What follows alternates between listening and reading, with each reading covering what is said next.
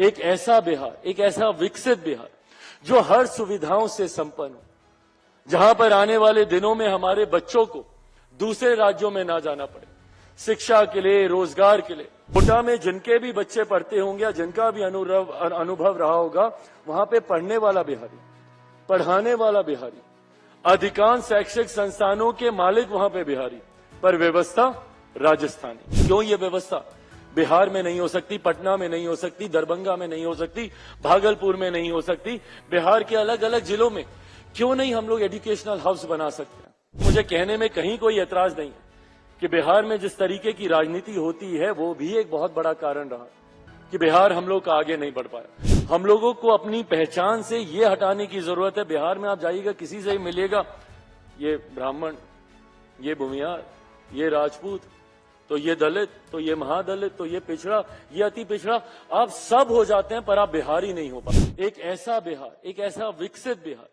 जो हर सुविधाओं से संपन्न हो, जहां पर आने वाले दिनों में हमारे बच्चों को दूसरे राज्यों में ना जाना पड़े, शिक्षा के लिए, रोजगार के लिए, अलग अलग तरीके के व्यवसाय के लिए। आज जब मैं देखता हूं कोटा में, आज भी मेरे बच्चे कोटा जाते हैं पढ़ाई करने। कोटा में जिनके भी बच्चे पढ़ते होंगे या जिनका भी अनुभव रहा होगा, वहां पे पढ़ने वाला बिहारी, पढ़ाने वाला बिहारी, अधिकांश शैक्षिक संस्थानों के मालिक वहां पे बिहारी, पर व्यवस्था राजस्थानी।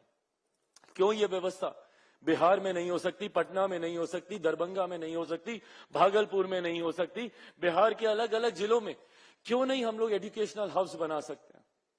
क्यों नहीं हम लोग ये इंफ्रास्ट्रक्चर अपने राज्य में खड़ा कर सकते हैं? क्यों नहीं अपने राज्य में हम लोग मेडिकल की वर्ल्ड क्लास फैसिलिटीज ला सकते हैं? क्यों नहीं उस तरीके का इंफ्रास्ट्रक्चर मेडिकल के क्षेत्र में हो, शिक्षा के क्षेत्र में हो, उद्योग के क्षेत्र में हो? पर इसके लिए उस सोच के रखना जरूरी है, जो सोच समावेशी विकास की बात करती है, जो सबको साथ जोड़कर आगे बढ़ने की बात करती है। दिक्कत यह है, और मुझे कहने में कहीं कोई ऐतराज नहीं है, कि बिहार में जिस तरीके की राजनीति होती है, वो भी एक बहुत बड़ा कारण रहा कि बिहार हम लोग का आगे नहीं बढ़ पाया। मैं खुद एक राजनीतिक दल से आता हूं, पर आज जैसा मैंने कहा, मैं दलगत राजनीति से उठकर सिर्फ बिहारी सम्मान, बिहारी अस्मिता की बात करना चाहता हूं। और बिहारी अस्मिता की बात करने के लिए समावेशी विकास की बात हम लोग को करनी होगी। जब तक हम लोग अपने आप को जातियों में बांटकर देखते रहेंगे, सांप्रदायिकता के आधार पर बांटकर देखते रहेंगे, जातीयता के आधार पर, क्षेत्रवाद के आधार पर हम लोग अपने आप को बांटकर देखते रहेंगे, तब तक हम लोग समावेशी विकास की बात नहीं कर पाएंगे।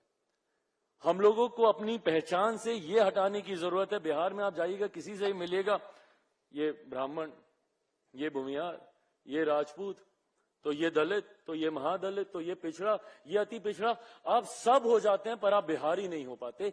ये बात हम लोगों को वहां पे बताने की जरूरत है, और इसके लिए मुझे आप सबकी जरूरत है। मैंने बार बार कहा, मेरे लिए सौभाग्य की बात रही, मुझे कई अलग अलग देशों में बिहारी डायस्पोरा से इंटरेक्ट करने का मुझे सौभाग्य मिला, और उसमें से कई चेहरे आज मैं यहां पर देख भी रहा हूं। आप सबका मैं धन्यवाद। पनोरमा ग्रुप, जो सोचता है वो करता है।